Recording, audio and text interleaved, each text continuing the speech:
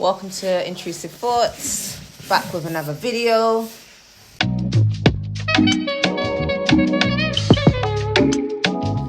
We're basically doing a video on, I don't even know his name, but he was an actor. He was the pimp. He was Pinky in Friday after next.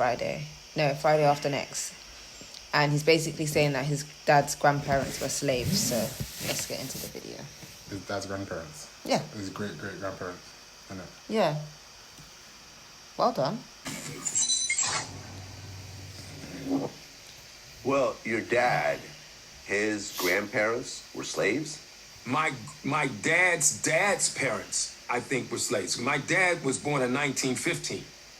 And my dad, I think, was close to 75, 80 when he died. So we go back to his parents had to be slaves, because if my dad goes back 60, 70 years, well, we in the late 1800s, you know, or the top of the 1800s, and we go back another 30, 40, 50 years, we're in the 1860s. So, yeah, third generation, fourth generation. It's crazy. That just goes to show that slavery was not that long ago. They just want people to forget about it. That's what I'm saying. Mad. Listen. Oh, Yeah. Don't you think that it's bad and mad and sad Bad, mad, sad. on Vlad? Oh, Lord. These men don't know where they're coming from. Yeah. They don't know what their heritage is. Yeah, they don't. It's sad. It's crazy, isn't it? A lot of the people that live over there don't know where they're from. And literally, you ask them where they're from, they say I'm American. Yeah. Literally. Literally. You ask a coloured person in the United Kingdom where they're from, they'll say where they're from. Yeah, like Jamaica, Congo, Nigeria, Algeria, Egypt. Morocco. They're not black though, they're brown, they're like light skin. Yeah. I was trying to think of that. They're African though. Yeah, I was just trying to think of the black ones though. Like. Oh yeah, sorry, you're right. Yeah. How are we running out of black countries? That's crazy. I know some. Ghana, Grenada, South Africa. Barbados. South Africa. Yeah, I guess so. You don't New know Guinea, roots. Papua New Guinea. Madagascar. Guadeloupe. As Guadeloupe black, yeah? Yeah. Okay. Sri Lanka. your dad. My dad was born in 1915. Right, so your dad actually spoke to his grandparents, Yes, who were slaves at one point. I believe my dad's parents had... His moustache is mad, isn't it? Yeah. He's got me thinking though, does that mean my grandparents were slaves? 100%. Even your great-grand maybe, no? Yeah, her Yeah. mum maybe. Slavery is very, very like apparent in Jamaica, I feel like. It can't be that old. Literally. Even the old slavery homes, they look Brand new basically. They're still functioning. What's it, the Appleton? Right, your dad's grandparents. Yeah, my dad's grandparents. Yes, Is sir. Vlad Yes, sir. slow? Yes. That's How many that. times does he have to tell him who He it never was? had no slavery in his life, innit? He's slow. How's he gonna understand? Like, how many times? I was gonna say, yeah, what do you think if we was able to speak to a slave now, yeah, what do you think they would want to say to us? Not to us specifically, but to our generation. How do you think they would feel about us? I think you should answer that. Is it? Yeah. I think they'll rate it, you know. I think like they must have been a scared species of people. Not scared like coward, but just like they had to go through so much that they must have been paranoid constantly and like in fear of being punished or killed or ostracized or whatever was happening to them, even essayed and stuff basically. So Oh Lord.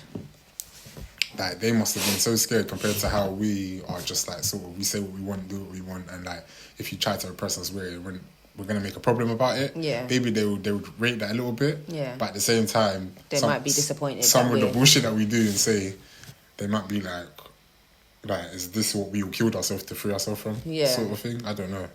And like, is this what you really done with it? Yeah. Sort of thing. But that's like us. We could look at them and say, how did you allow yourself to become slaves as well?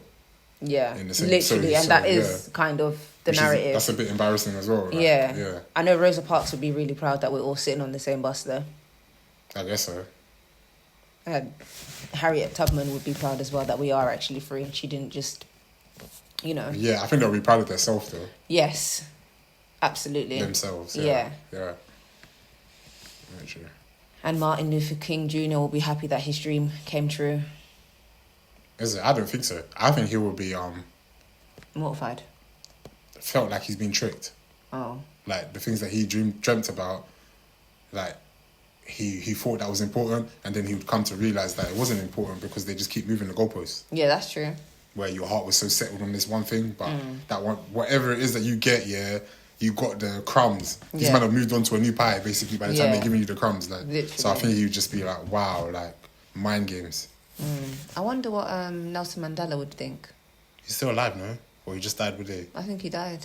Yeah, but he's a G, though. He became the ruler of the country. Yeah, he did. Eventually, so... There's a statue of him in What is he to think?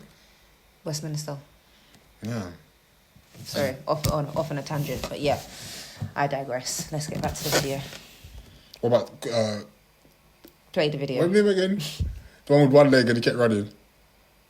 Kunta Kinte. Kunta Kinte. So, did your dad ever have conversations with you about those conversations he had with his grandparents? You know, it's really funny. I get choked up talking about my dad. He was just a great man. He was flawed. He only had a 4th grade education.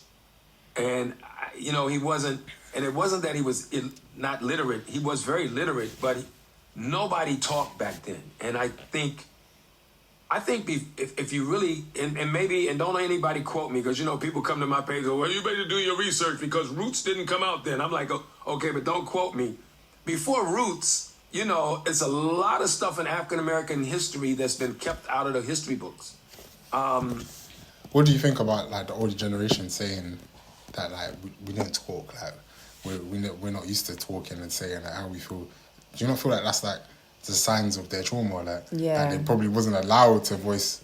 What is it? Like, when your child is trying to say, like... Speak when you're spoken to and all of that stuff. Like, trying to answer you back and stuff. Yeah. And you're like, I just told you to do something, basically. Yeah. They've had to go through that, with the child going Times through. 10. But with actual punitive, like, consequences. Like, serious consequences. So now maybe they're in the mind frame of, I'm not even going to open my mouth. Every time I open my mouth, somebody will get bust or something. Do you understand what I'm saying to you? Like, whereas us, like, you see, even with our children, they're like, can I finish my sentence? Sort of thing. Do you understand? Yeah. So I feel like they haven't got that in them. Yeah, because true. they wouldn't even get to finish their sentence, basically, when they're coming with that energy. And then that's why they've come to the result of, we don't talk much anymore. I feel like it's not like, we choose not to talk or we don't think it's right not to. I feel like it's trauma. And I don't want to get too political about it, but it's a lot of the history we just don't know. That has, in some families, has been passed down, and some families hasn't been passed down. And I don't know much about my dad, his background, what he went through. I don't know much about my grandmother. I don't know much about my mom's side of the family. I don't know much about anything. And when it comes to my parents, my dad didn't talk much about that. He was a hard-working man, worked in the federal government for almost 40 years and didn't talk much about anything like that, So I've done a little research. I went on one of the sites and I saw my dad's handwriting and it freaked me out and I got off. I don't know, because I write just like my dad. I like, man, this is too spooky for me. So I kind of shut it down. But I would like to know, and it's just what happens sometimes in our families. Well, you said that your dad was abusive and had alcohol issues? My dad did have alcohol issues. And I'm not exactly, as I've grown older, I tried to understand maybe what my dad might have gone through as a child. But when he drank, he was abusive, I wasn't too young. I was too young to be around him and my mom. I've never heard anything about him being abusive to my mom. But I know one time I called my dad Pop. I think I was 12 years old. He punched me right in my face. And, but he only did that when he was drinking. And so when he drank, I saw him hit other women. I've seen him hit women. My father became violent when he drank. And that's a sad thing.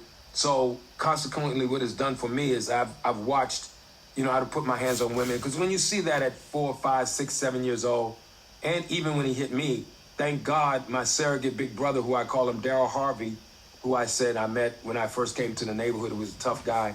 He told my dad, he said, if you ever put your hands on him again, man, it's going to be a problem. So he was like my guardian angel, But why do you think he Did that What? when he called him Pop? Is it because he didn't want him to call him Pop at that big age? Is it because he didn't call him Dad? Is it like what? Where do you think that stems I'm from? not sure because the alcohol's involved. When Yeah. he didn't drink, he was a really gentle guy. He was cool. He, like I said, he had a 4th grade education, you know, so it kind of affected how I dealt with things. Like in the early part of my career when I really started making money, did not know how to handle money because I never saw my dad go to the bank. My dad put all his money under this mattress. And I know some people... Funnily enough, do you know that they say that people that are like quite comedic is because of their trauma and they've never had to take is it that they've had to take so much things seriously or never been able to take anything seriously? But for me, I heard that it's that they like always trying to make their parents happy, and that becomes their personality. They're always trying to make a joke and without making their parents get too serious, and then they don't get abused anymore. And then that's how they learn to deal with like drastic situations. They just make it into a joke, and then now you become a comedian. But a lot of it stemming from trauma, isn't it? Yeah. So like I'm telling you what I went through. I don't know what anybody else went through. And I think a lot of... And even like black people, they have this thing about like when they're explaining trauma, they're saying it like it's nothing and like it's funny, and like I don't blame the person that did it to me when, you know, like there should be some sort of consequence when somebody's doing something wrong to you. You don't have to be angry at them and harbour feelings for the whole of your life, but when you speak about it, you shouldn't be happy about it or showing any sort of joy. Yeah, about the situation. You should be expressing that it was wrong. Yeah, and I think that's why a lot of the time it gets misunderstood that the person is actually fine when in theory they're not. They just don't know how to communicate that. Yeah. I think when the abuse goes past a certain extent, now you start to accept it because there's no sign of help. Yeah, it becomes your normal life. Yeah. Pretty much. And to people that haven't been abused, it's impossible to understand that. Literally. That I said on the round table kind of affects how we grow up. It's what we see our parents do when we start talking about handling money. And it's not just like an African American. This is true. We are what we saw, basically. Yeah. Yeah, and what we heard. Like, the way we're spoken to is the way we sometimes speak to people. Yeah, 100%. Or deal with our issues. 100%. Yeah. Communities in all communities. You know, we kind of mirror what our parents do. You know, so I've grown a lot since then. But yeah, and my dad was a good man. He loved me. You know, he was proud of me. My dad came to my first play. And unfortunately, and I've never told this story, Mr. Vlad, but I'm going to tell you here.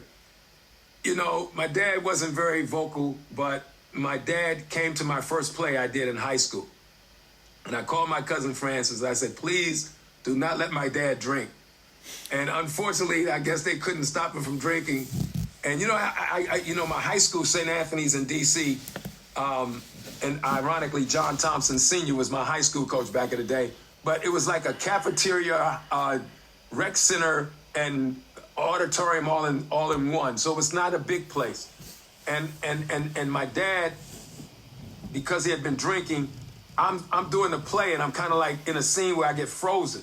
So I'm standing next to my best friend from the neighborhood who was in the show with me, play with me, and I heard my dad say, "That's my boy," and he walked up on the stage and tried to shake my hand, man.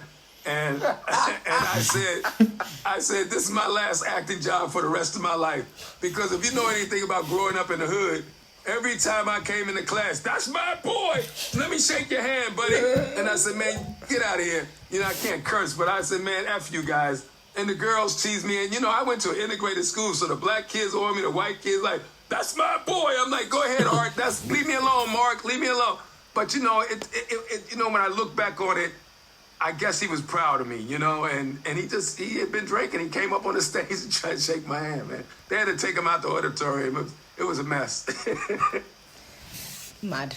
This guy, he makes me feel like you know how I always say, like, everybody, they're just grown up versions of themselves when they're a child. Yeah. He's just, like, he's obviously way older than us. Yeah, but you can still see he's in his childhood. But he's just still, like, his childhood, yeah. And it makes me wonder if the character he played in that movie was him impersonating his dad. Is that how his dad was behaving? Oh, in Friday. Yeah. Oh, yeah, that's Friday true. After Next. Yeah. It really does make me think. This guy loves that though, innit? He does. It's a Literally, shame. Vlad there thinking, Why do you what? even like this guy? Like, he punch you in his face for calling you dad. I was But thinking child abuse. This guy's Yeah. thinking best memories of my lifetime. literally poor thing. But yeah, thanks for watching, guys. Yeah, dig.